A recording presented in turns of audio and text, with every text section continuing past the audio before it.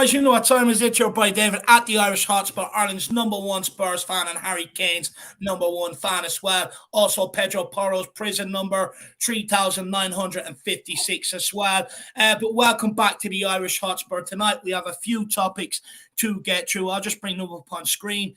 We have the breaking news from Mike McGrath, the Daily Telegraph. Talks with Nagelsmann have hit a stumbling block over the uncertainty surrounding the sporting director role to work with the next managerial appointment, something I fear that might crop up more and more between now and the end of the season.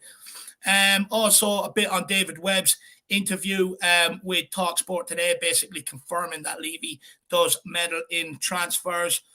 We'll also, a bit of a controversial one here. Are Spurs fans too quick to write off new signings without giving them a proper chance? Which we'll go into a slightly bit more detail when we get there. And also the priority list this summer to get back on track, where we'll also be running through players' contracts who are up over the next 2 years, 2024 and 2025. Do we want to renew? Do we want to sell? So maybe think about what you want to say for them. And when we get to them topics, engage with us in the chat. But let's go around the panel, see how some of these fantastic gentlemen on the panel are doing. And you know what? I always start with Jacko, but we'll start with Ben today. Ben, how are you doing, my man? All good, my friend. I'm healthy. That's the main thing.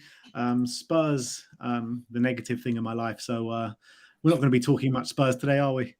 I wish we weren't. You know, I'm one of them. I'm generally sort of like a positive, happy-go-lucky person, and all the negativity is absolutely killing me. But look, it's the sign of the times we're in. But by the way, great show with Expressions earlier on. If anyone has missed it and you're not aware of it, they did do a show with Expressions earlier on, a panel show. Get over there and check that out. Of course, after you're finished tuning in here to see what Benji has to say. Jacko, how are you, my man? Yeah, doing good, Dave. Also doing healthy. About to cook something that's maybe a bit unhealthy later, but, already had a bit of an accident. We'll see how it goes today. Spilled something in the back line.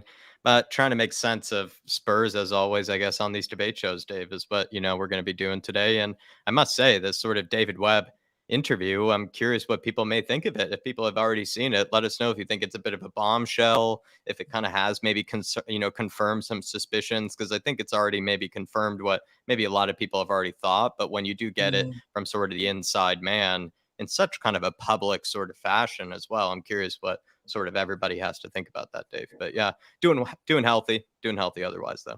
No, good. And for myself, of course, I'm absolutely fantastic today. Why not? It's a good day to be alive, isn't it? I suppose. But look, plenty of talking points to get into. We're not going to waste any more Benji's valuable time that he's given us this evening. So we are going to crack straight into them. Make sure you smash that like button. We've got a good record lately of every stream getting over 100. I'd even say 150 likes. So keep that up. Keep smashing that. Also, we're on the flip side to 10K. Let's push it. Let's get there. Why not? And also, feel free to engage with us on any of the talking points, even if you agree, disagree. It's a great way to highlight your point in the comment. We guarantees it to get up on screen, and we'll make sure we give it a good discussion. Also, we're well aware it's tough times out there, and everyone is feeling the pinch right now. So all we ask is at least keep engaging with us in the comments. But if you can, we're also feeling the pinch, so feel free to support the channel here and everything we're trying to do and everything we're trying to bring to you next season as well. But Jacko, over to you, my man. Take it away.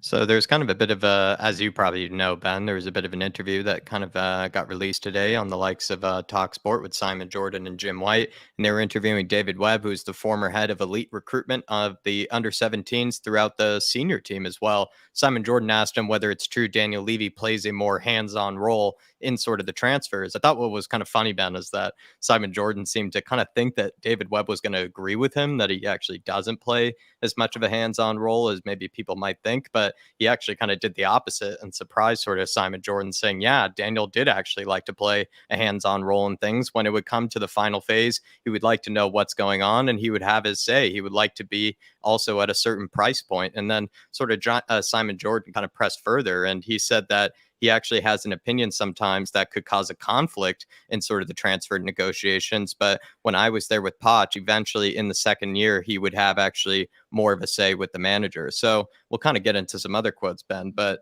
I don't know. What are your initial kind of, thoughts to that sort of interview that David Webb actually maybe caught Simon Jordan and people by surprise, with his answers? For me, it's more proof how Levy is holding us back, in my opinion. Simon Jordan is always one to really back up Daniel Levy and stick Right. up for him on a number of occasions. And like you said, I think he was expecting a totally different answer than what Webb gave him. And what Webb was saying pretty much is that Daniel Levy likes to meddle in things. He said also that they had players at Hotspur Way. My assumption is that it's players like Mane and Jack Grealish that would have changed the trajectory of Spurs, and we really could have gone in a different way and maybe finished the job potentially what we started under Pochettino. And that's all down to Daniel Levy's meddling. That's all down to his penny pinching. And the money that we're talking about that we had the fees agreed for those players is not exactly extortionate amounts. You're talking about 35 million for Mane. You bring him in for 35 million. His value doubles overnight pretty much after half a season. And Jack Grealish, the money that we were talking about bringing him in for were absolute pennies when he went for 100 million. You're talking about 15, 20 million to bring Jack Grealish on. And for Daniel Levy to meddle in those transfers at that stage is unforgivable, really. And he also said in the early stages of that interview that they would sometimes identify players to Daniel Levy, and Daniel Levy would be like, yes, no, I want that one, I don't want that one. And a chairman should not be getting that involved in transfers. Yeah. They should be left to the recruitment team. The managers should say if they want them or not. And Daniel Levy should be there to finish the deal, the money man, and to sign off on the deal and to negotiate a fee with. That's all the chairman should be doing. But he likes to stick his nose in. He likes to micromanage, and he likes to take other jobs when that he's employed people to do. So I think it proves everyone right, to be honest, when what they're saying about Daniel Levy. Two things for me that I kind of want to follow up on, though, like, because he kind of said maybe the Jack Grealish sort of scenario. When David Webb brought up that there were some cases of players that he had brought through the building that they should have signed, and when Simon Jordan even kind of clarified that, do you mean like players that were already there? He said no, like players that we basically had negotiated with the agents, had found a certain price point, had identified the player and everything. And he said, I think, like, presented it as sort of a package that they then basically sent off over to Levy. And they said there were plenty of players that they just saw that basically just didn't eventually get, signed, even though they basically were just that close to being signed. You think Jack Grealish was maybe who he was alluding to? Because he definitely was alluding to a particular player that he even said if Spurs had actually signed would have taken us in a completely different direction, he said. I actually think that particular player he was alluding to was Sadio Mane, because we all know that Sadio Mane was very close to joining Tottenham. We know that he was shown around Hotspur Way, and we know that Poch wanted him because he had him at Southampton, I believe, as well. Yeah, so that makes sense. I think it was him, to be honest. And then also when you said about the sort of player identification, that was kind of also the part for me that was maybe the most concerning, was that Levy, we maybe all knew, sort of had maybe that thing about sort of price negotiating and maybe wanting a certain sort of price to go with. But when he sort of was maybe asked about whether he plays any part in the player identification, he said yes. And that actually often got in people's way and kind of caused a bit of a conflict with the fact that Levy also apparently plays a bit of a part in the player identification. And for me, that's probably well beyond his sort of field of expertise and way beyond what he should be going about, at least in my opinion. Yeah, no, absolutely spot on. And when you're looking at Daniel Levy and the skill sets he has, what is Daniel Levy? Ultimately, he's an accountant. So stick to the money side, stick to what you're good at, and rebuilding the whole area of Tottenham, building new stadiums, sponsorship deals, that kind of stuff. That is what you're good at. Stop meddling in the football side of things, because it's clearly not what you're good at. You're stopping us from progressing. And at the end of the day, like I said before, chairmans should not be involved in recruitment. It's just madness. It's not his field of expertise. Like, it's, if anything, like, he should stay as far away from that as possible, because what he's supposed to be good at is running a business, running companies from the start to the end, being able to understand finances, spreadsheets. That's when you kind of can have your hand in things, but not when it comes to whether Pedro Gonçalves is a better creative midfielder than like James Maddison. Like, at the end of the day, that's just not where his opinion should be. But Dave, I've kept you out of this for a long time. Let you in here. David Webb interview. What are your thoughts on this? Like, is it a bombshell? Maybe first thing I ask you, do you think it's kind of a big breakthrough on a lot of things? Has it provided clarity for people? Look, it's not really a surprise. We all know that Daniel Levy wants Michelin star food at takeaway prices. I think what sort of surprises me probably more is that he thinks he can identify a player. Look, David Webb was actually being nice. He was sort of holding back. I'd hate to see, the full truth or the full extent of it. I think Ben's right. It's probably to do with either Sadio Mane and what he ended up going on to do at Liverpool, or Jack Grealish, what he ended up going on to do at City. I reckon it's definitely to do with one of them, because this guy, he said he was in charge of under-17s all the way to the senior team, elite recruitment. So, it's potential that it's probably going to be one of them. I think that's probably what he's alluding to. But, this is the thing. It's a blind spot in Daniel Levy's plan for Tottenham, and I don't think he realises it, because, he's a numbers guy, right? How do I put it? He wants everything he sets out budgets, and he will not break the wage structure. He won't do it for anybody. He's already proven that. And there's only so much money that we can spend because of the business model that derives from Joe Lewis. So it's a blind spot, because at some point you need to, you might get overcharged. A player might be asking for a little bit more than what you want to pay, but you've got to spot the talent. Sometimes you've got to say, okay, I'm willing to do it. This guy is going to be good for Tottenham. He can take us in a different direction. He's just what we need. You can't hold back at times like that. For me, it's a clear blind spot and a flaw in what Levy is doing at Tottenham. Yeah, and Dave, for me as well, though, I just want to follow up with you on the fact that he maybe goes as far as player identification. Like, he was asked on whether, player, talent pools and things like that, the fact that maybe a certain, when you go into the summer, you're going into your targets, you're going into what players you need in certain positions, and you're finding your targets. Apparently, Daniel Levy plays a part in that. He's offered his opinion. He suggests certain players and things like that. Do you feel like that's probably that we already kind of feel like he plays too much of a role in kind of the price negotiating and things like that, but that's where it really is concerning, right? Like, that's too much of a hands-on role, right? Yeah, he shouldn't have any say in player identification. It's not his expertise. It's not his roles. The guy's more or less a glorified trained accountant. His expertise is the numbers. Fair enough. I accept that. He's to sign off on every deal. And then, he wants to outprice that. He wants that. Okay, I can accept that. But he should not have a say in identifying talent. He should be nowhere near it. It's not what he's good at. It's not what he was trained in. He went through college as a businessman, to be a businessman, like he alluded to at Cambridge. So he already knows what his role is. Why is he having a hand and a say in what's coming in here? The reason is because people have probably come with something, and he says, hang on here a minute. No, I've been contacted about this player, and we'll bring him in. But what he's missing and what he doesn't take into account is the mentality of the player. Look how many times we've been caught over the last few years with bad mentality of players coming in here. And, we're getting them at a cheaper price because other clubs know that they have bad mentality. So, and we're always taking that option. Like, I'll always go back to the Bruno Fernandes and Lo Celso. Look at the mentality of Bruno Fernandes compared to Lo Celso. The one clearly wants to win, and one dicks about on the football pitch. But we got Lo Celso because he was cheaper. And this is the problem. You've got to stop that. And Levy has to realize he's not a talent scout. He doesn't know what a decent footballer is. So just stay out of it. You stick to the numbers. You trust the guys you put in place. And then you wait for it to come to you with the numbers.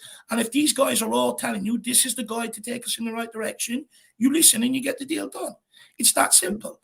And also, name me one other club where the chairman is so involved in every single facet. Like, there's no other club where a chairman is involved in the recruitment structure. Every single club employ a recruitment team and let them get to work. What do? We employ a recruitment team, and Daniel Levy just undermines them time and time again.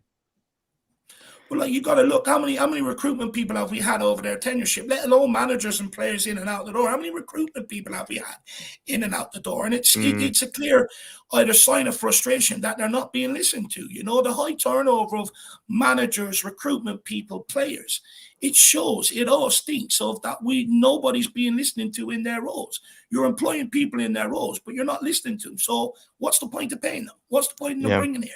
If you want full control over the club, take it, but then also take the heat when the questions come to you. Don't employ other people to take the heat, but then you're the one that's sort of overriding them and overruling them. It's not your expertise. Stay out of it.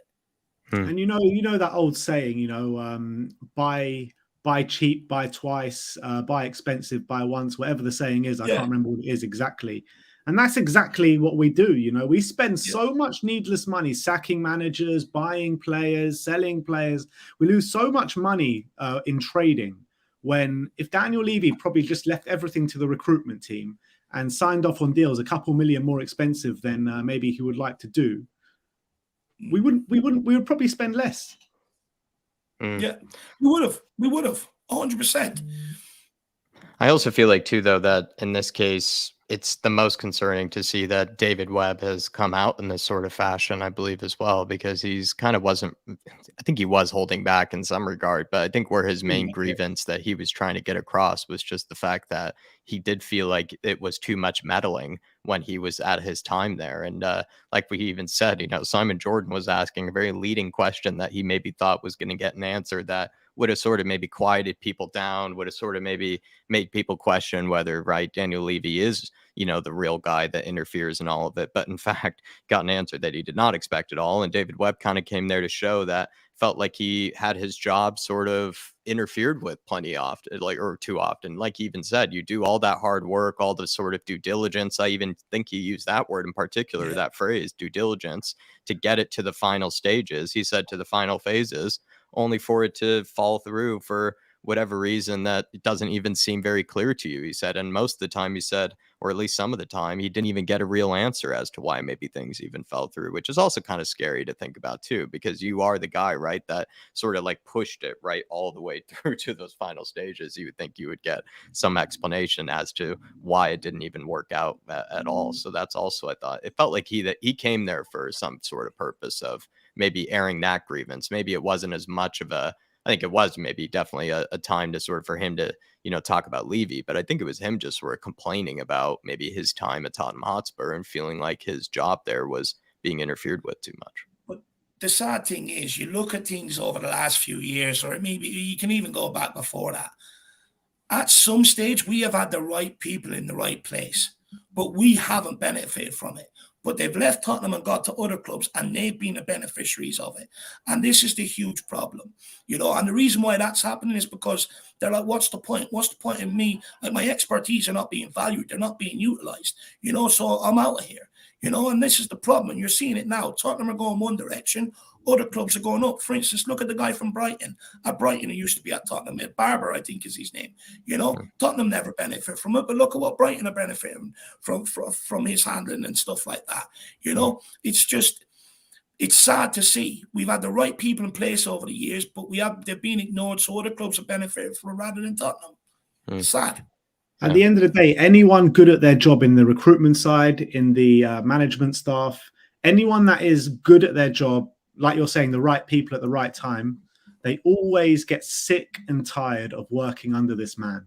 And that's the facts of the matter. Paul Mitchell, Pochettino, Conte, Mourinho, the list is endless. It goes even further than But even that. in the scouting department too, Ben, if I'm not mistaken, there was an Athletic article that spoke about a bunch of sort of guys of the former, you know, scouting teams and etc. that have gone on after Spurs to be quite successful, which is a more kind of damning indictment as well.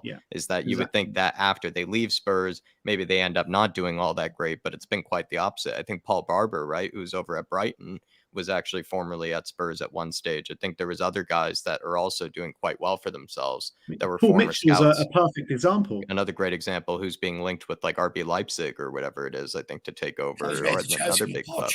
Yeah. And it's just shows that. I think there are other examples that might be more familiar for people kind of back then. And it's just sort of says like, in any business, any sort of capacity, any place, you know, if you had people that come to you and let's say you feel like, you know, they didn't do a great job for you and you end up, you know, sacking them early, but then they all of a sudden go someplace else and just, you know, are absolute rock stars, it just makes you have to look at yourself. It makes you have to feel like, what are you doing wrong over here? If we're sitting here in a year's time and I look at Chelsea and Chelsea has Pochettino as manager, Mitchell as the sporting director or the head of recruitment, and dare I say it, Harry Kane there as well on a free transfer, I swear we may as well just fold as a club.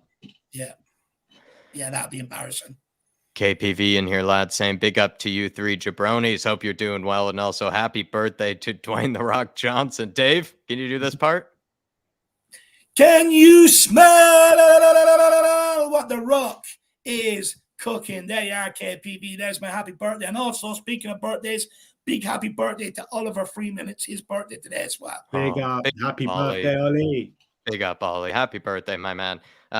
Smashing the likes of Cork City, I think you did just the other weekend. So, Ollie, I think life for you, at least in, his side of things, his other team, Dave, is doing quite well for himself. So it's got something Big to up be to happy Graham in about. the comments as well, by the way.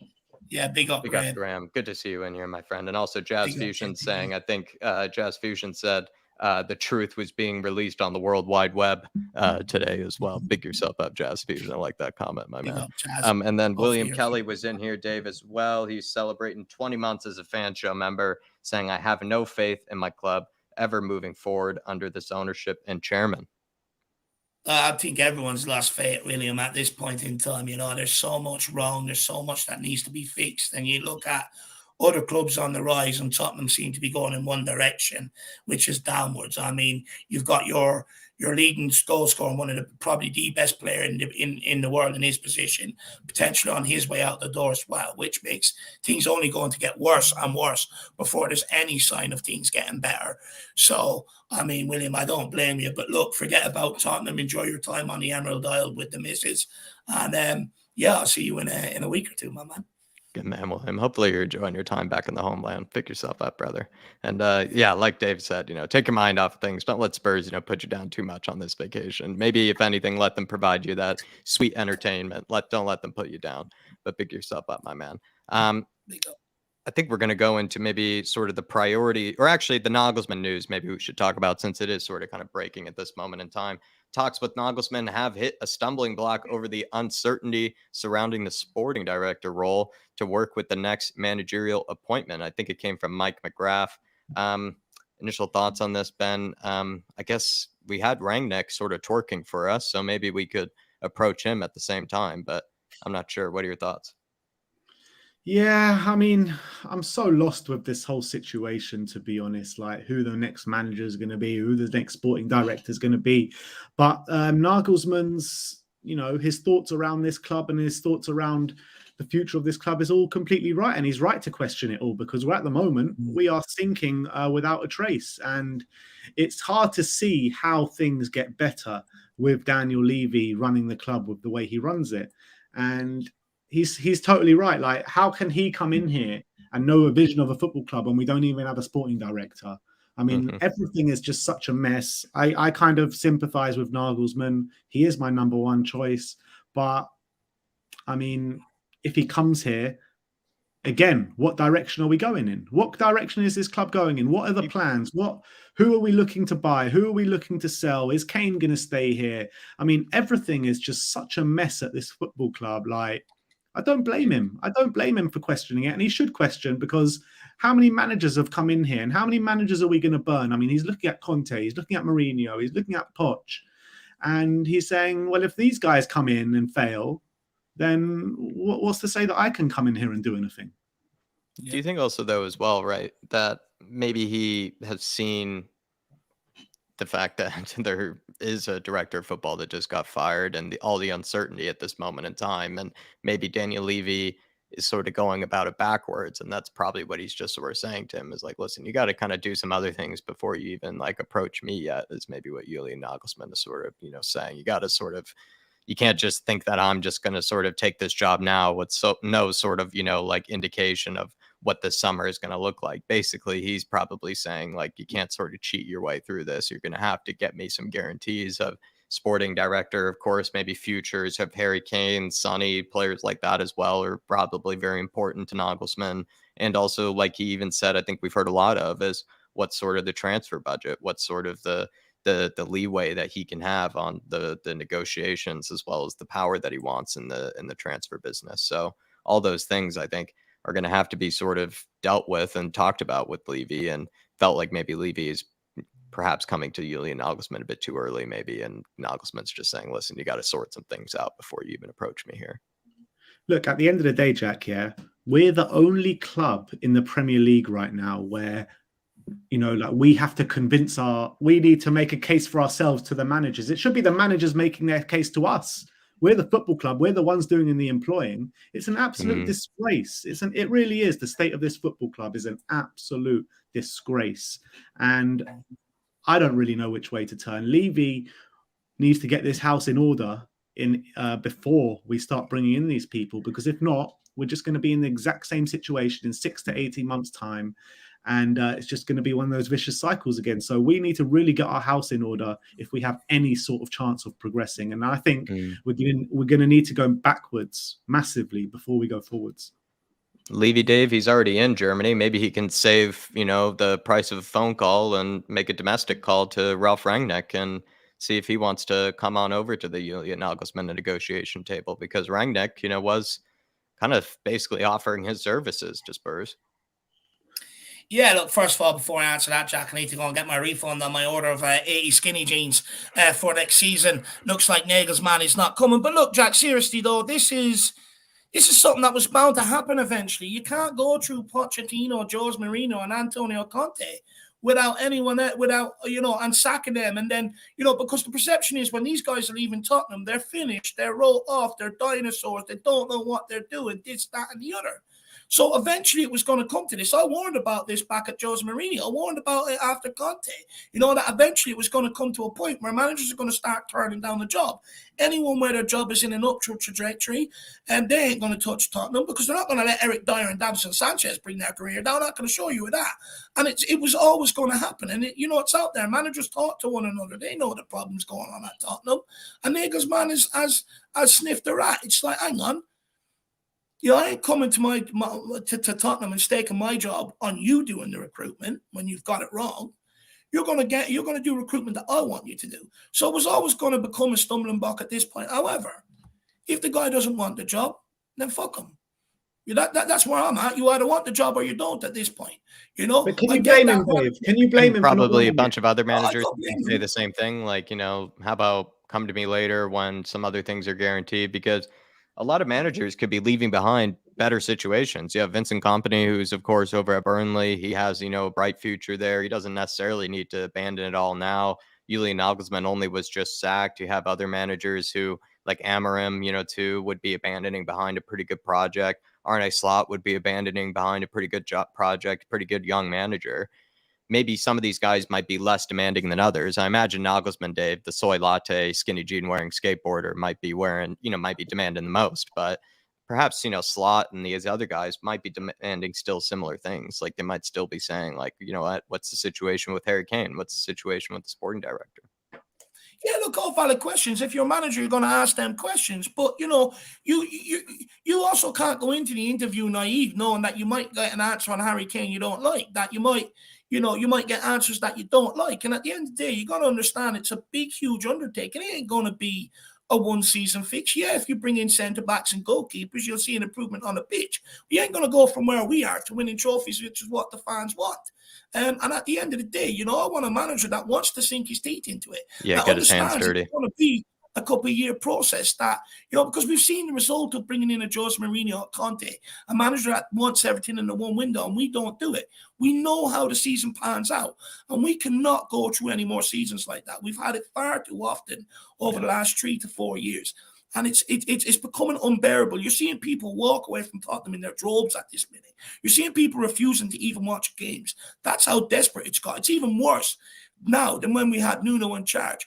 And at this point, you need someone that's going to be enthusiastic about the job and could portray that to the fans and get the fans behind them. For me as well, with Nagelsmann, I get it. But like I already stated before, I'm a bit torn on him, because if he brings that media girlfriend with him, I think it's going to end one way. I can foresee the problems coming further down the line. But look, I don't blame him whatsoever, because I'd be asking the same questions. But at the same time, if you don't want the job, then go and twerk for Real Madrid for all I care. And I hope your skinny jeans burst while you're doing it. Look, I've said the same thing, though. You have to be absolutely nuts to take this Tottenham job right now. You do.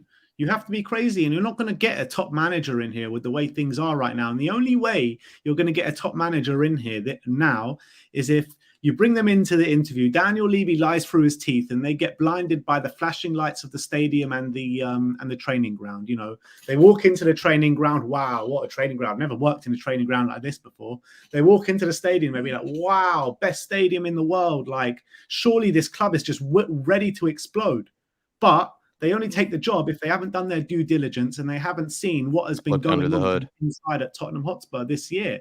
So that's why I think that Mason is probably the best fit for this job, because I don't think anyone in their right mind is going to come here and take it. And if they do take it and they get blinded, like I'm saying, they're going to get fed up within 6 to 18 months and they'll be gone. I've said the same thing though with I've said the same thing, Dave, to be fair to you, that I want any manager that's going to come here and get their hands dirty and is going to be willing to sign for a long-term project, 3 to 4 years, and is going to understand it isn't going to be fixed all the same, right away, and that it is going to be difficult and it's not going to be easy, and it's not exactly, a great situation to walk into. You're not walking into what is a perfect club or what is a great situation. You're going to have to, deal with some, what are difficult decisions, and also some cleaning up basically in a lot of ways. And having also to win over a fan base that's a bit sort of torn apart as well is also maybe not easy and a bit intimidating. But I'm with you, Dave. I agree that while I've said that, I think any manager would be a bit sort of stupid to not ask these sort of questions that Nagelsmann is asking. At the same time, I want a manager that's hungry, like you said, that wants to get his hands dirty. It's a toss-up, but these guys are all going to be looking out for themselves, looking out for their own career, and hoping that whatever job they take is not going to be a dumpster fire.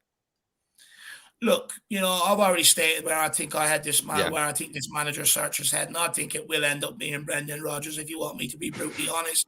I've said as soon as he got sacked at Leicester, I got this sinking feeling in my stomach. Look, what clearly needs to happen now, because if that guy comes, I'm going to Hogwarts. Honestly, I can't bear him. But honestly, he's a guy that was dumped out the English game over in Sweden, plucked from mid obscurity, because everyone wants English managers in the Premier League because it's being dominated by foreign managers. He's fluffed up. He gets a makeover better than what the Spice Girls ever got. And he's put out there. All his tactics are talked about and everything else. And when he went to Chelsea, everyone could see exactly what I said. The guy's overrated. He couldn't score goals at Chelsea, couldn't score goals at Brighton. There's a problem there with his forward play. And everyone can say he hasn't had the strikers. He went through loads of strikers at Brighton. None of them hit the ground wanted, and I do not want him near Harry Kane. Nowhere near him. But look, what clearly needs to happen is coming straight away and scoring 3-4 goals a game. There you are. So his tactics can't be that great, like everyone alludes to. But yeah, that's true. Look, what needs to happen is Nagelsmann's not going to be the only one to ask these questions. There's going to be other managers that want to know who the guy that they're going to be working with to bring in recruitment is. They're all going to want to know. So the reality is now, are we at a point where we need to bring in a director of football so that now we can actually go to managers and say, look, this director of football has sort of the same philosophy as you. He's going to get the players that you want. He's going to work closely with you.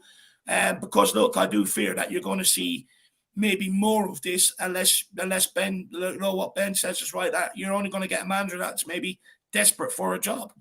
And that's not the answer. Yeah. Completely agree. And that's the state of this football club. Like I said before, it's absolutely criminal that, we have to sell our club to managers instead of managers coming here and trying to sell it to us. When you look at this club on the face of things without looking into it, we're a brilliant club, brilliant stadium, brilliant training facilities.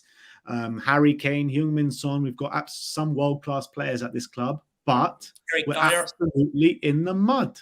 We're in the mud. And what's that down to? Yeah, well, it's down to the business model and day-to-day decisions. The thing is as well, we got to realize as well, in order for a manager to be able to take this forward, not only does he need directing football, but my opinion is the business model needs to change slightly as well. The business model was all good to build up, snap everything up around Tottenham, build the stadium, the training complex and stuff like that. But now that we're sort of into that era, what we need right now is cash. That's what this club needs. It needs cash for the right players in the right position to be able to push us on and get trophies. Because, look, we can all sit here and say we're going to accept the project, but the reality is 2 years into that, we're going to sit in there demanding trophies yet again. So right now, the business model also that they operate on needs to change for any manager to have a real chance of succession here as well. I think on the trophies thing, I'm under no illusions now. I'm past that stage of demanding trophies. Never lose it, man. Stage. Huh? Never use it. Never lose that demand. Because once No, fans do, wait. Tottenham dies. No, because I'm under no illusion where this football club is. I'm not going to sit here and delude myself and saying we're going to win a trophy next year. We're going to get top 4 this year. We're going to do this. We're going to do that. Like I said before, we're so much in the mud. We need to go backwards before we go forwards. And what going backward means is ripping everything down, building it up from the ground up. And that's the only way that we're going to see ourselves. That's the only roadmap to a trophy, in my opinion. But the because thing there's is no on more that, short fixes anymore. The thing is on that, though, Ben, is like we don't have the time to rip it down and start again. You can't do that without really getting relegated. You know, you unfortunately, Arsenal just did it. They haven't really, though. They They haven't did. really ripped everything Look down. at the They squad that haven't. Them Arteta youngsters- inherited, and look at the squad now. Them youngsters that are in the squad right now, they were bleeding in the Europa League in years gone before that. They haven't just plucked them out of thin air and thrown them into the academy. I get They've that. been blooding them and stuff like that. It's been, you know, built on over years. We can't just rip everything up without end up being down in the championship. Unfortunately, we're at a time where you've got to build it while moving. You just have to do it that way. Well, I think there are players. When I say rip it all down and build it back up, there are players that you want to keep. But I think the majority you need to get rid of. And that's what I mean by rip it down. Like the recent signings, like the Poros, the Romeros, the Richarlisons. I mean, these kind of players, Kulusevskis, Bentancurs. You need to build the team around them. Pape Matasars, Ollie Skips, these kind of players. But everyone else, man, they just need to get gone. Yeah, just the old hierarchy of players and obviously the hierarchy itself. Foggy Foam here with the super sticker. I believe it's just the big red like button, my man. And do appreciate it. And everybody do follow in Foggy Foam's footsteps here and smash that like button. Over 300 in the house. Hopefully you've been enjoying the conversation thus far. And he's also saying this shows he's done his homework, Mr. Nagelsmann. And Foggy Foam, he's applauding Nagelsmann for it. And if you were in his position, you would do the same thing, I imagine, right? You would be somebody who is looking out for himself or wherever you might be interested in going. Maybe he is slightly interested in the Spurs job, but he's not just going to go into it completely blind without doing any sort of homework like Foggy Foam has said here. And I think he's got that spot on. Big up, my man. Appreciate your support, brother. It's good to see you in here as always. Paul Markey says Levy needs to grow a set, scupper the pensioners, and get Poch in. If he doesn't, we are doomed. I originally wanted Pochettino until these rumors came about with Chelsea, and it just shows it's going the complete opposite way, Paul Markey. It just also maybe suggests that Daniel Levy and maybe others inside the board are a bit too stubborn to go back to Pochettino. They're a bit too stubborn to sort of swallow their mistakes and swallow their pride and go back to a guy that they were successful with. You've seen other clubs do it. I mean, just recently, even West Ham, right, went back to David Moyes. You've seen people go back to Jose Mourinho in the case of Chelsea, and you've seen Carlo Ancelotti go back to a bunch of former clubs of his and everything like that. It feels like it's not within, it's not that crazy to sack a guy for maybe him falling out. Like at the end of the day, he didn't get the real backing he needed, Pochettino, but his results did start slipping, and Daniel Levy had to make a decision. He made probably ultimately the wrong decision, but he made the decision to sack him. And you can just, reach across the aisle, reach across the table, and just sort of make some sort of concession, make some sort of, apology or some sort of like, hey, listen, maybe I got this wrong. And it doesn't really take all that much. It's not even like he has to go on his hands and knees or anything like that. He just needs to be slightly humble and, go back to somebody that he's been successful with. It's not that crazy. It happens. Never going to happen. Never going to happen. As soon as they bring him back, it undermines their position as owners. It undermines Daniel Levy's position as chairman.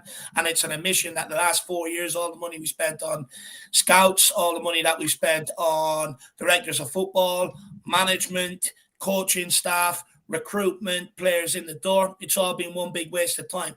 So they're never, ever going to do it, because what it does do, it fuels all the protests even more.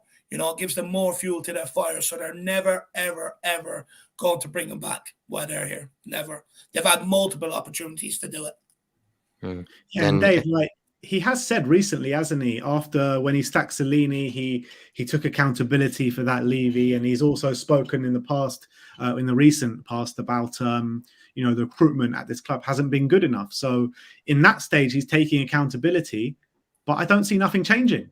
Nothing changing whatsoever.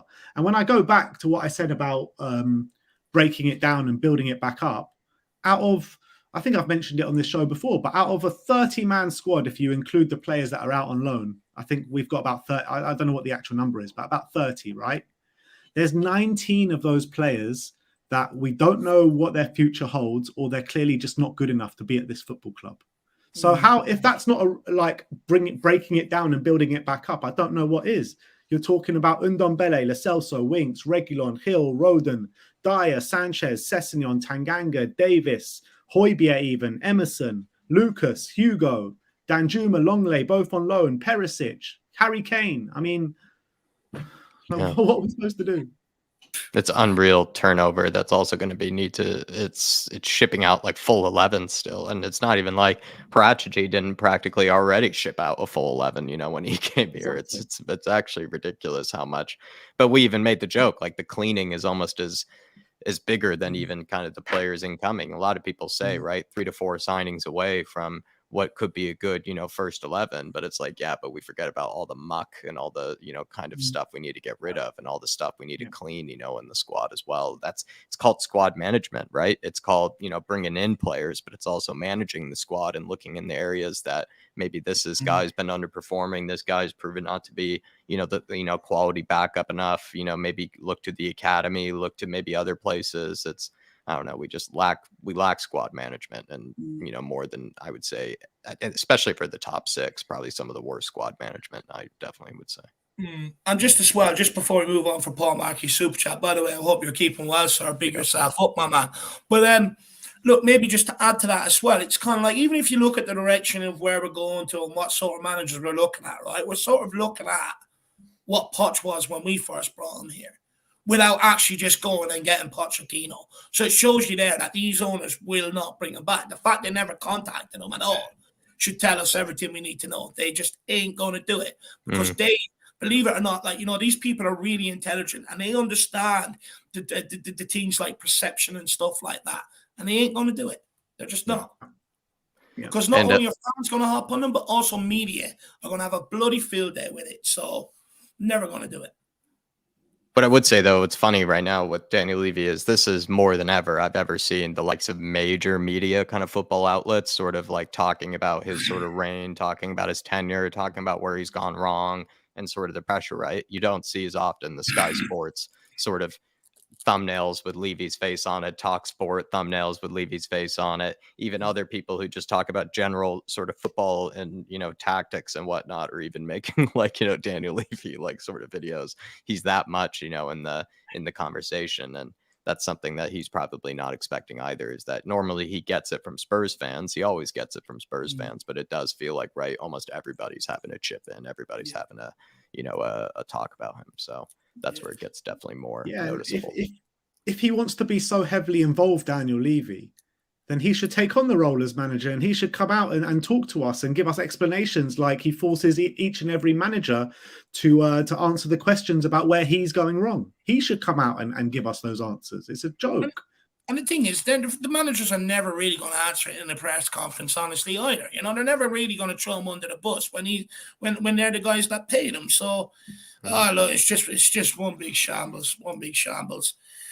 Well, everybody, if you can keep following along, keep getting your comments in, everybody. And I'm seeing 93 likes in there, everybody, which is good to see. But there are over 300 in the house, everybody. So if we could get it over 100, that would be absolutely grand. That's the only goal we shoot for every stream, especially if you have people in here. Let's try to get to 100 likes if we can, everybody. Jason Bell saying, and you have two things you got to get ready for here, Ben. A guy that's about to disagree with you and a guy that agrees with you. Jason Bell was on this as well after, Ben. Jason Bell says, I agree with Ben completely. Club and fans need to allow a manager time for a proper rebuild. Yeah, 100%. That's what I keep banging on about. And like, I was kind of the thinking when we sacked Pochettino, look, let's just get the quick fix and go and win that trophy. But it's clear that it wasn't the right way to go now. And like I keep banging on, we need to rip it down, bring it back up, and start from scratch again and see where we go. Because right now, we're just on the road to nowhere, to be honest. And I want to be clear. I'm not saying that we shouldn't give any manager, allow a manager time. I mean, anyone that's been listening to me for quite some time heard me say it after Jose Mourinho, heard me say it under Conte. And what we're seeing with Nagelsmann today is exactly what I warned people about. You know, what would happen if we don't give these managers time and we keep pushing them out the door. So I want to make that clear. I've always spoke about giving managers time and a proper chance, you know, even under Antonio Conte. Many people berated him because of the backline. They're internationals, should be getting more out of them. I was one sitting there saying, you go and do it then. You know, he can't get more out of these. The guy's known for his defense. He's known for it. It's not his fault he can't get these guys to defend. He needs time. He needs more investment. He needs defenders brought in here. I've always advocated for managers to be given time. What I disagree with Ben on slightly is I don't think the whole thing needs to be ripped up. I think a few shrewd signings this summer puts a better standard of football on the pitch, especially the centre back, which I've been highlighting ever since I first made my first appearance on We Are Talking TV. I went back and watched my first fan cam there the other day, and I highlighted defence. I highlighted these players, you know. I highlighted them from very back then. So, you know, a few smart investments in the right areas will put a better standard product on the pitch, and all of a sudden that changes the narrative of this football club completely, which then when that does that, it gives them chance to get things in place behind the scenes and sort that problem out. We cannot afford right now to rip it down unless they're going to spend the money that Todd Bowley spent at Chelsea and get it done in one summer. Because if not, forget about it. Dave, I agree with you. There's nothing we disagree on here. I think when I say rip it down, I'm under no illusion that it's going to be done in one window. That's just pure fallacy. You know, it's a dream. That's never going to happen. If we're going to do that, it has to happen like that. It has to happen in 1 week. I don't know, man. I think that we should do it, but I think it's too dangerous to do that in one window. You have to do it slowly over the course of two windows, in my opinion. Well, Dave, your initial, the hill you die on, is one that I think a lot of us want to die on as well. But I must say, if that's, the first thing that you spoke about on Weird Time TV, I'm proud of you for that, because I think I was talking about how good Ndombele was or something like that, which is probably a bit cringeworthy now. Do you know what actually made me do it, right? Do you know what actually made me do it, right? I was sitting there watching Spurs games, and then I was watching We Are Talking TV after, and the people coming on were just winding me up. Because it's like they were, and it's no slight at anybody, by the way, but I just didn't agree with what they were saying. And because it was all Jose Mourinho's problem. I went on there, I said, look, Dyer, Sanchez, Winks, Aurier, they're all fucking useless. You can't put that on Jose. It's down to our recruitment. This, that, and the other. That's one of the very first things I went on there and said, because I was sick of this Jose Mourinho. I'm sitting there, I was like, there's no one took stock that this guy has won everywhere else he's been. You know, it's not his management that's the problem. It's the players on the field that are the problem. And that's the very first thing I highlight. I've been on the bandwagon ever since. In fact, I'm getting that bored of it. I don't even know if I'm going to talk about them this summer, because I've done that 3 years ago. I'm 3 years ahead of the curve.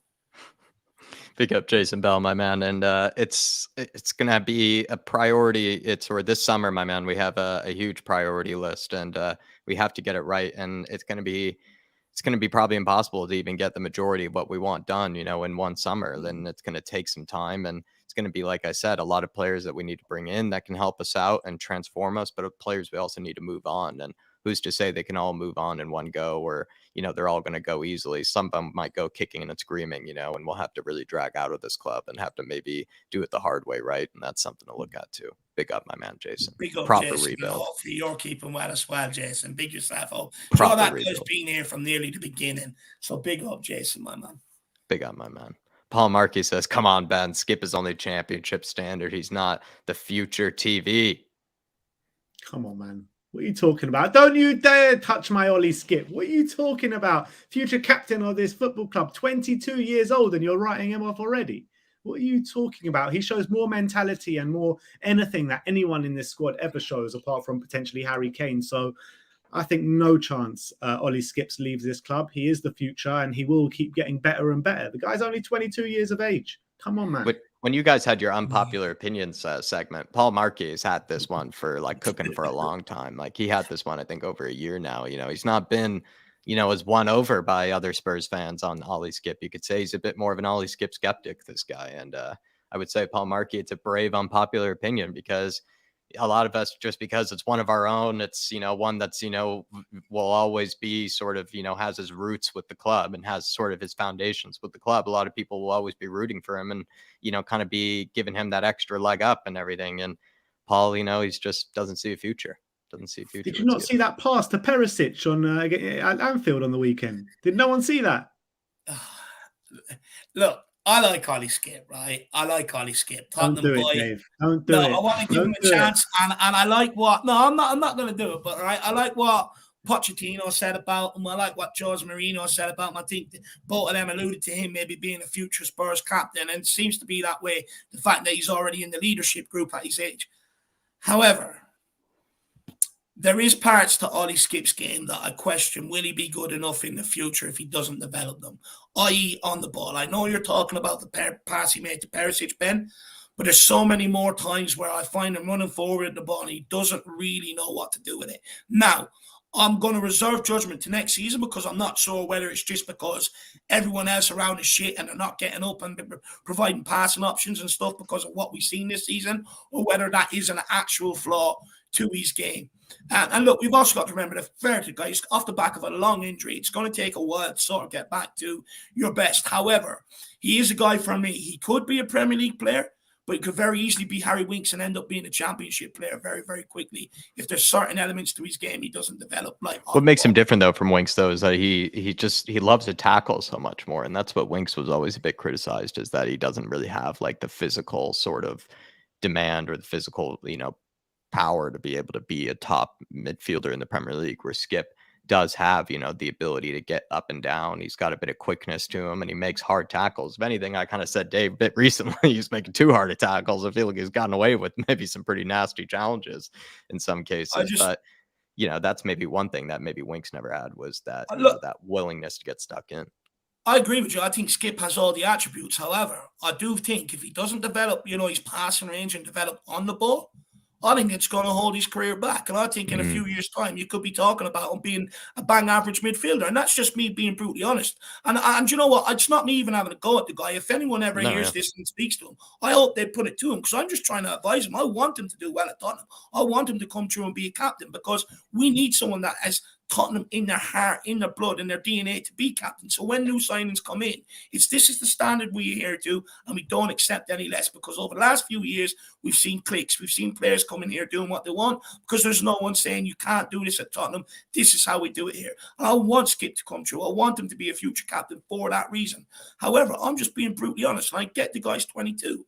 But, he needs to develop his on-the-ball game if he's going to survive at Tottenham Hotspur. Harry Winks didn't develop his game, did he? He was good he was okay on the ball, but he didn't develop off the ball. And look what happened to his career. And I can see Skip's going the same way unless he develops his on the ball. Yeah, look, the Skippy Army, Dave. They'll be after you and Paul. The Skippy Army is going to be after you. I can't take any of this Ollie Skip slander. You've got to listen to the wise words of the footballing genius that is Jose Mourinho. And he is a footballing genius, by the way. And everything that he says usually comes to pass. Everything that he says about anything to do with football. And he rates Ollie Skip, and he says Ollie Skip is going to be a future Tottenham captain. So that is good enough for me. Well, Paul Markey and Davo, you better be running here, because the Skippy Army is going to be after you guys. Skippy Army is going to be chasing you. Don't put me in Paul Markey's category. I'm not there yet. I'm saying there's a potential of it happening if he doesn't develop one aspect of his game. They'll be doing that Jota tackle on you. Ollie Skip. Paul Markey I hope I'm wrong. I hope I'm wrong. Look, people are forgetting. How many times did he bomb forward against Brighton? Lose the ball. How many times did he bomb forward in other games after that and lose the ball? And it's because he doesn't know what to do on it. He has to develop that side of the game to cut it in the Premier League. I agree. He's got a long way to go still, Dave. 100% he's got a long way to go. But I'm seeing good signs in him. I really am. He also says Bentancur and Højbjerg were excellent together. Skip and Højbjerg poor together. That is the case. That, let's say, since Bentancur's injury, we have just not been nearly as good in midfield. We've always accepted that we are going to get dominated in midfield, I think, in certain games, because we always are a bit outnumbered. But when we had Bentancur playing at his best and Højbjerg playing at his best, it felt like we often could survive kind of that midfield sort of threat, and we could sort of kind of hold our own a bit more, and felt like we did have a bit more sort of bite and energy, and we could sort of kind of move the ball about a bit more easier and be able to sort of test teams in midfield. But since Bentancur's injury, I think that's not been the case at all. And Højbjerg's become a bit of a shadow of himself. I think he's sort of losing a lot of confidence. And is that maybe because it's Skip next to him, or would maybe it have been the same thing if Skip was next to Bentancur? originally? Um, If Skip was Look, there, like say I Højbjerg think doesn't Højbjerg is exist, if limited Skip was anyway. there, yeah. I think Højbjerg is limited anyway. I think out of the midfielders that we do have, I think he should be the first one to go, in my opinion. And I think he's definitely upgradable. But I think there's a case to say that obviously Skip is nowhere near Bentancur right now. That's just the facts of the matter where they are in their development. So, yeah, you might have a case. But to be honest, I think the top two centre midfielders at this football club, in my opinion, are Bentancur and Bissouma. Bissouma hasn't shown it yet, but I think that's the two I want to see moving forward next season. Well, Skippy. Yeah, it's a dividing one. It's probably not as divisive as Højbjerg, but it's interesting. I think a lot of people absolutely, are going to stick by Skip because they see him as the future, and maybe some people are kind of thinking they could be seeing a bit more. Proves my point. Højbjerg, Bentancur, brilliant together. Højbjerg, Skip, not so brilliant. Why? Because Skip doesn't have on the ball presence like Bentancur had. And that's something, again, like I'm highlighting, that Skip needs to develop to cut it in the Premier League. However, like Ben said, you could put Skip beside Bentancur, no problem. Look, maybe Ollie Skip might never, develop the passing side of his game. But then he's going to have to make sure he's one of the best holding midfielders in the world. But Skip and Højbjerg don't work together because they're very, very similar. I would argue, though, Højbjerg is a bit better on the ball than Skip. Yeah, I would say that, but I would prefer to trust in Ollie Skip's further future development. And I think Højbjerg, I don't think he's going to get any better, is he? He is what he is now, Højbjerg. But people are fed up with Højbjerg, right? And they won't accept that he's just a good holding midfielder. They always talk about on-the-ball presence. Skip doesn't develop that. We're going to be talking about that in 3-4 years' time. And everyone that's told me I'm wrong on Skip. He's got time on his hands, though, doesn't he? He's got time on his hands. He does.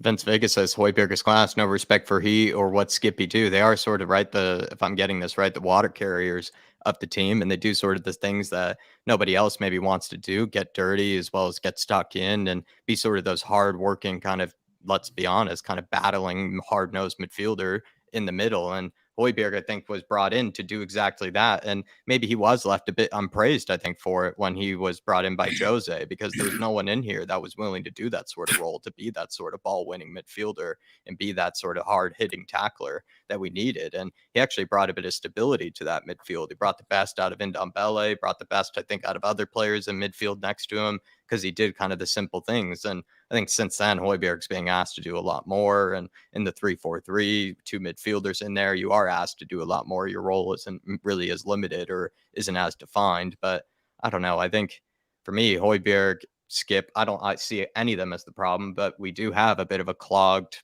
kind of midfield at this stage. And if we are going to bring in a James Maddison or an Ugarte or any of these sort of guys, we are going to have to look at which midfielders might need to be moved on or given a loan or something like that. It's going to be interesting because Papa Matasar and Skippy, we also have to look at still as the future. You always still have to keep one eye on the future as well. I think with Højbjerg, just quickly, I think people forget how much this guy has used. It's going to take it out of him. Of course, you're going to see. I think they forget the seasons he even had before. I think he's always improved steadily as well. You're talking about a guy. You're talking about a guy that's missed 10 games since he's been here. 3-4 years. He's missed 10 games. Name me another player in the Tottenham squad that's happened to. This guy has rolled out. Even in Europe Conference League when he was rested, the guy was brought off the bench a number of times, one of them against Rennes at half-time and stuff like that. The guy is so used. And not only that, he's had international competitions with Denmark in between as well. He hasn't had a rest. He's absolutely jaded. Look, it's a different story for Harry Kane if that was the case, because up front, you don't do anywhere near as much running as you do in centre midfield. In centre midfield, you've got to do both parts of the game. You've got to be box to box. You've got to get up and down. It takes more out of you. And with Højbjerg, he hasn't had a rest, so that's why you're seeing a drop-off in performances. But go back to where he was at the start of the season, 5 goals, 5 assists, So for me, I think we're a bit harsh on Højbjerg. I really do. I think we've got to take into account how overused he is. If he was getting rest like other players, I think you'd still see him performing today. Yeah, but look at it this way, Dave. When you're looking at the teams that we're competing against, Arsenal, Man City, Liverpool, who are all the top teams in the Premier League right now, does Højbjerg get into any of those teams? No, probably not, no. Exactly. So we need to be setting our sights a lot higher than what we got.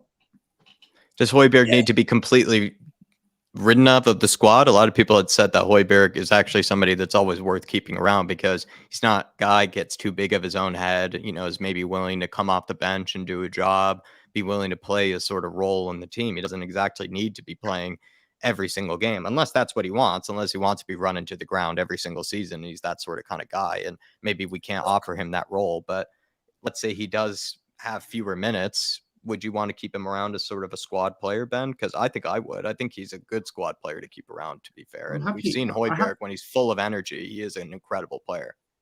I have no problem with keeping him around as a squad player. I've got no problem with Højbjerg. I like Højbjerg as a player. I like his mentality. I like the energy that he shows on the football pitch. I just feel that for Spurs to be where we want to be, we need to be setting our sights higher than Pierre-Emile Højbjerg. And yeah, I would have him in the squad as a backup. But like you said before, we need to get rid of players to bring players in. And I think he might be one of the fall guys. But you know what, with Højbjerg, everyone says that. Everyone says when we sign Bentancur, when we sign this player, when we sign that player, and he's outlasted them all. He's outlasted them all, and he's still in that lineup today. Look, for me, I'll just be brutally honest. I think Højbjerg is one of them that will always divide the fans. I'll tell you why. Because when he was paired with Harry Winks, people were starting to make Højbjerg the problem. And some people were saying, no, we got to keep Winks and get rid of Højbjerg. So just on that alone, I know he's one of them. Because he doesn't sit there and he doesn't do 12 Rabonas, he doesn't wear purple boots, and he doesn't have lines in his eyebrows and across the side of his shaven head. He's not flashy. He's one of them that will always divide the opinion. It's just the way it is. Yeah. Yeah. And everybody, if you're looking forward to maybe at some stage, Dave and I are going to be compiling, maybe an interesting sort of debate show as well as a good video on the likes of the one and only divisive Højbjerg. But Moondog said Højbjerg is all flash and no bang. I just think he's a divisive one, Moondog, but I feel like that's just who he is. All the sort of kind of ranting and, the pointing and the sort of just sort of all those sort of maybe things that rub people off the wrong way. I mean, Dave from the Peter Crouch podcast, he's definitely the best example of a parched player. And some people just don't like the parched players. They don't like the guys that maybe go over the top to win the manager over, that sort of are the guys that maybe do things a bit for the cameras and people's eyes to sort of win fans over and whatnot. And some people see sometimes this type of passion that Højbjerg has is a bit fake. I don't. I find it, I'm completely won over by it. I'm a complete sucker to it. But for me, Moondog, if I were to get maybe where you're coming from, is that sometimes all the passion, all the pointing, all the, the flapping and everything is right. Some people just think it's just to win people over, just to kind of as a disguise. Well, I mean, in some games, I see some very worrying things from Højbjerg, and I'm surprised you don't pick up on them, Dave. Because recently, I've been seeing them. I think he's a absolute shadow of himself. But at the same time, if you looked at the beginning of the season, he was looking like one of the best midfielders in the Premier League next to Bentancur. The man had more through balls completed than De Bruyne, had something like 3 goals and 3 assists, like quite quickly into the season. So he's been, I think, 2 complete different versions of himself this season. And I also think as well, what the reason he was brought in here has also been kind of maybe a bit forgotten as well. He was brought in to sort of do the sort of dirty work, hard work in the midfield that practically no one else wanted to do. And maybe it is the case that he could be, finding himself where other players that are better than him might have to take his spot. But I don't want that to get forgotten, as well, like what he was originally brought in for. If we saw Eric Dyer, Davinson Sanchez, these kind of players that we love to berate, and rightly so, if we saw those players do some of the things that Højbjerg we see do on a pitch sometimes, we would be berating them absolutely non-stop. I see Højbjerg sometimes pulling out of challenges, lazy blocks. I mean, in some of these games where we're losing and we need people to stand up for us, and Højbjerg should be number 1 on that list. I do see those attributes in Højbjerg sometimes, and he's supposed to be our Viking, and we do see that a lot, that those Viking performances, putting their body on the line. But I see worrying traits in him sometimes when the chips are down. Look, I hear what you're saying. I hear what you're saying on that. Look, for me, the reason why I'm not going to go after him is because I want guys that I've been doing it a lot longer than this guy out the door first. And until they go out the door first, I'm not going to start berating other people in this squad. I agree with that. Who've actually helped this team. over the last 3-4 years. At the end of the day, it comes back to my point. The guy's absolutely shattered. He's played nearly every minute of football that's been on offer for three and a bit years now, ever since we signed him for Tottenham and for Denmark. He's knackered. That's why you're seeing him misplace sloppy passes. That's why you're seeing him sort of not getting in and making blocks as ferocious as he once was. His legs are knackered. They're heavy. We've all been there. Anyone that's played the game, come towards the end of the season, especially if you've played every minute and you've played over the summer and everything else, your legs become heavy, they become jaded, and you can't move around the way you want to. It's just natural. Nicholas Collison, apologies, my man. I don't know how we missed this one, but it was just before Moondogs, and he says Emmer, Goat, and Skippy are the future of this club.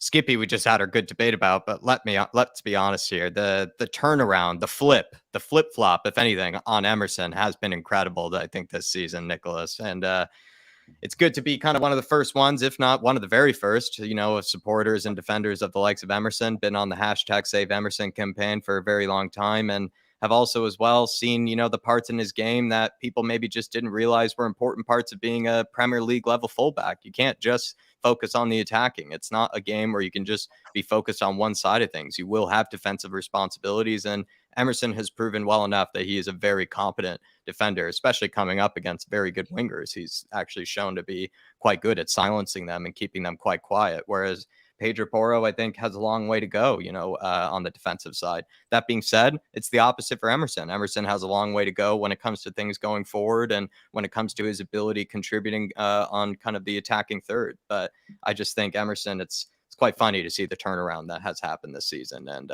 it's good to be one of the first ones on the Emerson train. I think the Emerson train has left a long time ago. It's probably too late for people to join the praise or join the love. But yeah, it's good to see one of the original ones here in the chat, Dave.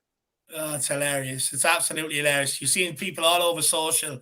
Oh, taking you back to the Emerson days. I want Emerson back. And it's like, you weren't saying that a few months ago, buddy. Nowhere near it. You were screaming for someone going forward. It's amazing. It's just amazing. It's hilarious. But, I don't blame the fans. It's kind of like, at that time, we were doing all right. We were getting over the line. You just wanted a bit more going forward. But then you see, once you take out that defensive players and you bring in players with more attacking flair, we fucking can't keep goals out. So you can't win whether you're either way at Tottenham right now. And it's just sums up the times we're at with Tottenham, Jack. Yeah, it certainly does. Big up, though, Nick. And yeah, it's good to be one of the original Emerson founders, one of the original Emerson lovers. And hopefully he repays us for it one day. Hopefully, he gives us a salute, maybe lets us, hold the flare, maybe in the North London Derby one day. Big up, my man. Moondog says, but what do I know? I'm the idiot who bets on Dyer to score. I think he was referencing because he's not, most convinced when it comes to Højbjerg. And Moondog, I think probably it was more you just trying to maybe turn around the Dyer luck, but I think nothing could even turn around the Dyer luck, not even a bet on him to get, a nice cheeky header for a goal. He just can't do anything right for us at this stage. And even then, the one where he had the sitter against the likes of Bournemouth, I believe it was too, just more evidence to never bet on that man when it comes to any goals or anything, he's going to contribute. But Dave, Moondog, his opinion on Højbjerg, a lot of people feel the same way with Højbjerg. I think it's a 50-50, Moondog. It's quite a good one. It's probably one of the most split opinions, I think, on the fan base. I think he is.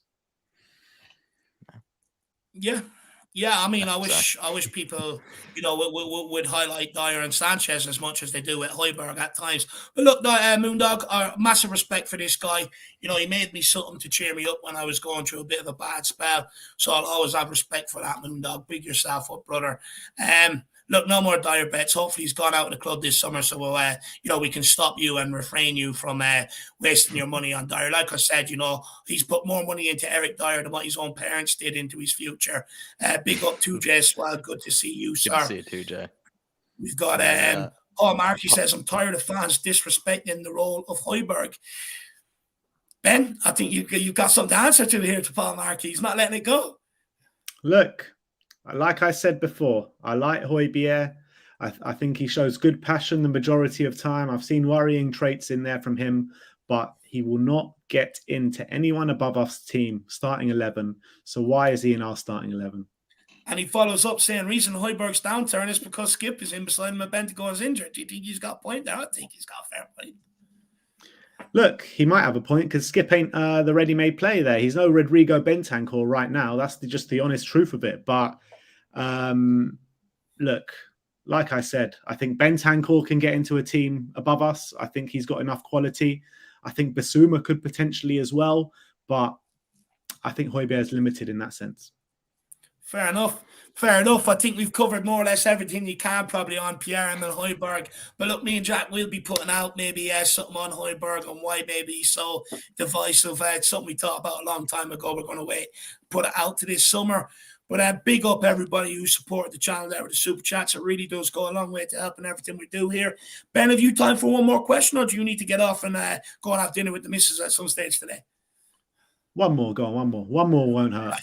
So, Jacko, you pick. What do you want to do? Do you want to talk about, why fans are so quick to write off new players, or do you want to talk about maybe? I'm going to put Ben under pressure here because we don't get to go into much depth on it as we like, but we probably could just bring this up another time, everybody, so we can actually go into proper depth about it. But might as well, since a lot of people want to talk about fixing Spurs and sort of getting into that summer. So, Ben, if I were to, give you like a 5-point spreadsheet, what's your 5-point spreadsheet on fixing Spurs this summer? What's your sort of priority list? If you're going into the job, as even, let's say, the director of football, helping out the likes of Julian Nagelsmann, what's on your mind?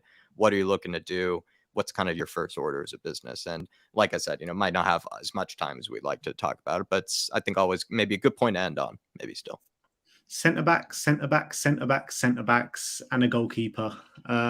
Just beef up that defence, man. If we can make that defence competitive, then we will look a lot better, like Dave said earlier on in the stream. I think, yes, we need, like I said before, we need to rip it down and start again. But I do think you'll start seeing a lot better from Spurs if you do just get a competent defence there and a competent goalkeeper. We need to build from the back up. And once we get those defenders, get Dyer out the squad, get Sanchez out the squad, get these idiots away from the football club and bring in proper defenders of the likes of Cuti Romero of that similar level, then I think you'll see a much better Tottenham Hotspur next season. So for me, it's just centre-backs and goalkeeper are the big priorities. And then after that, I'm looking at attacking midfielders of the likes of James Maddison. Interesting. Just quickly, maybe though, are you looking at maybe certain players coming back on loan, maybe integrating them back into the squad, or you kind of just thinking of ditching all those guys? Harry Winks, Ndombele, Lo Celso, Rodon, Reguilon, Gil Messi, or are you kind of just looking to ship off a lot of guys? Because that's also going to be, I think, a busy part if you were the director of football, right? There's a lot of guys that future maybe you're unsure about. Yeah, Winks, he can stay at Sampdoria in Serie B. He's found his level over there. Ndombele, no, absolutely not. Giovanni Lo Celso, no, absolutely not. Rodon, no, absolutely not. And Reguilon, I think Reguilon has a slight chance, but still I'll probably sway to the no side just because of the injuries. Mm-hmm. Interesting.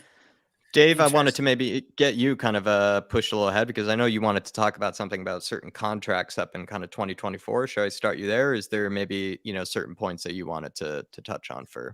Just quickly, I think with Reguilon, I think we made a mistake loaning him out and keeping Session. I think that's been highlighted this season.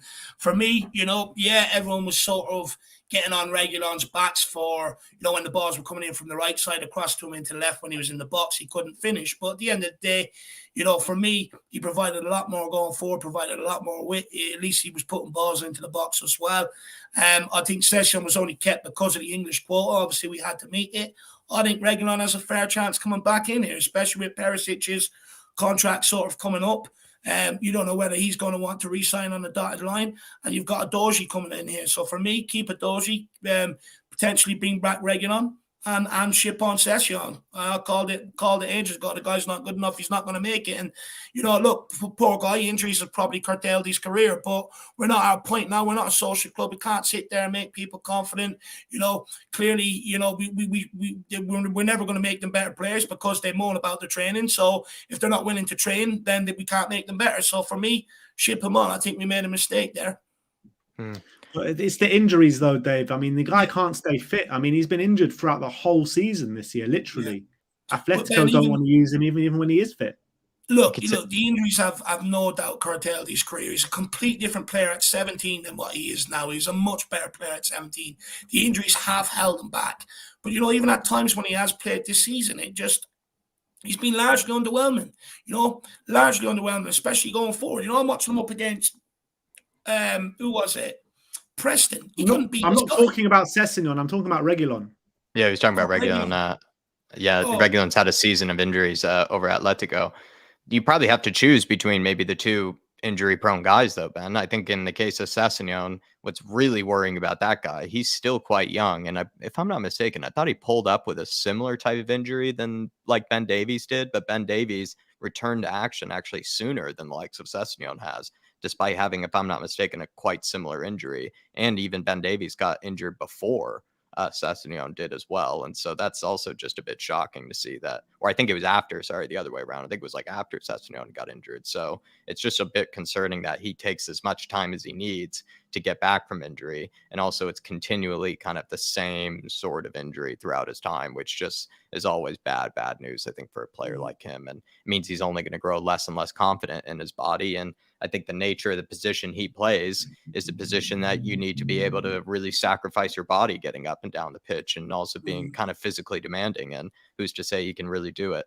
When it comes to Reguilon, I'm going to give him the benefit of the doubt. But yeah, him having that injury throughout the rest of the season and also him getting absolutely no minutes at all at Atletico is not good. I mean, that doesn't help anybody whatsoever because that takes you out of the flow of things. It's kind of like what even Longley had. You start to need a few games to sort of, get back into sort of your confidence and the sort of speed of the game and everything. And coming back into the Premier League certainly isn't easy either. That's definitely jumping into the deep end as well. So we'll see how it goes. But for me, I'd rather he's played keep 5 games in La Liga this season, 3 yellow cards and 1 red card, Reguilon.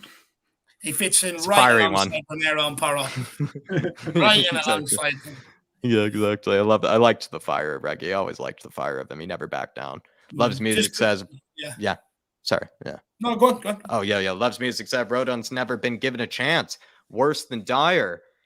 I don't even know if it's worth saying whether he's worse than Dyer, but I think what's convincing enough is that Steve Hitchens somehow was able to find a center back that was debatably worse than Dyer. I think that's what's quite impressive, is that with even the money that Steve Hitchens spent on Joe Rodon, which was around 14 to 15 million, you think you could have found some center back that was still better than Eric Dyer with that amount of money. In fact, Kim Min-jae was available that same summer, I believe, for a similar amount. So it just goes to show that it was quite a feat for him to somehow bring in a guy for the legs of Jose Mourinho that turned out to be, I guess, in Jose Mourinho's eyes, even worse than Eric Dyer. And so then Jose had to just stick with continuing to use Eric Dyer. It's impressive for Steve Hitchen to have done that. I would say it takes real skill.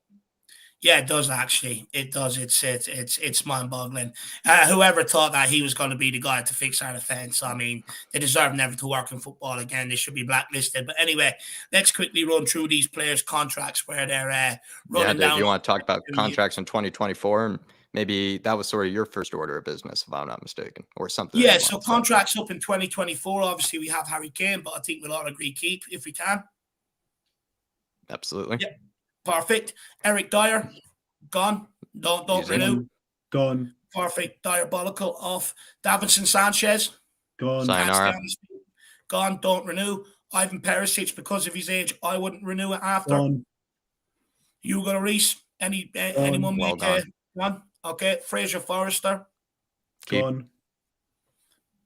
Okay. Interesting. Contracts up in 2025. Harry Winks. Gone. Ndombele. Gone. Lo Celso. Gone. Højbjerg. Keep. Say it, Ben. You know you want to say it. Gone. Would you renew? Jesse Young. Who? Gone. Cess. Gone. Tanganga. Gone. Roden. Gone. And then Wow. the last one is Son. And you've got to take into account his age on this one. So he's 31 now? I think he'll be 32. Left? 2 years. 2. So by the time that contract comes to an end, he'll be 32? 32, 33, I believe. Keep. I think at that time you've got to look at replacing him. I think It's you a look at tough one. replacements, but you can still keep him. Like, he'd probably be an incredible player that's either still starting or in the squad, right? I Still say in the keep. squad. I say keep. You could still bring in a Matoma to challenge him, but it seems like he wouldn't be a bad dude to keep around. And He'd be a better also- ambassador. We and kept down also, Lucas don't Moura. forget the Lucas South Moura Korean stuck around to money. be an ambassador. Sonny could be an ambassador, better ambassador than Lucas. At least like this. What are you going to say there, Reggie? I said, don't forget the revenue he brings in from South Korea as well. True. That guy will be contracted till he's 60 years of age. Literally. Honestly, Jack's right. He'll be an ambassador in a few years and everything. Yeah, Sonny. If Son thinks he's going anywhere, his grips are firmly on Tottenham Hotspur. He's going to be absolutely milked for the rest of his life by Tottenham Hotspur for sure. But look, that brings us to the end of the show. Then contracts that we talked about, the first group of players, the contract are up at the end of next season. And the second group, the contracts are up in 2 years' time. What I will say is a lot of that is shit. It is deadwood. So, no, I don't want to see any renewals on any of them. Let's get them gone. That's where we should be at. But, Ben, why don't you tell these people what's coming up? Mia says Kane. Don't worry about that. If we could. That was the first name that rolled off my tongue. You'd expect no less. But, Ben, what's coming up on your Tottenham TV this week? What can they look forward to? Well, we just did a panel show with expressions today, so check that out. All the clips will be going out over the next few hours and tomorrow. And then tomorrow, me and Sim will be shooting every month we do a player ratings tier list. So we take all the player ratings from the month and we make it into a tier list and see where there are. So I imagine this month is going to be very brutal for the players. So tune in for that one. If there's any players out there watching, make sure you tune in and realize how bad you did this month. But everybody, for myself and Jack, we'll be pre-recording a podcast with Michael. He comes on the fan shows, you guys know him, and we'll be putting that out tomorrow. And then Thursday, we'll be doing a watching on for the under-18s Cup final as well. So hopefully you can join us for that and watch Tottenham win a trophy this season. That'll be armpits, Dave. Armpits. Come on. I hope so. Look, it's that bad after watching the underage kids win trophies. That's how bad things are gotten. But guys, make sure you tune in for that. I want to say a massive thank you to Ben, to Jack, and all you guys out there for tuning in and giving up your time at 6 o'clock. I know it's not easy with dinners and getting home from work and stuff like that. So I appreciate every single one of you and the support that you continue to show this channel. We'll see you all back here tomorrow. As always, come on, you Spurs. And the Harris Army we trust. Biggest bottle jobs in Premier League history. Play some football tonight. just quickly. I know people are out there saying, because after every loss they're saying, Dave, you're like, we're pathetic. You can't do that. Yes, I can. It'd be worse if Arsenal won the league, and I cannot take it. So, any Arsenal fans out there, because I know there's a few of you that watch me, be ready. I'm waiting. See you, everybody. Everywhere we go.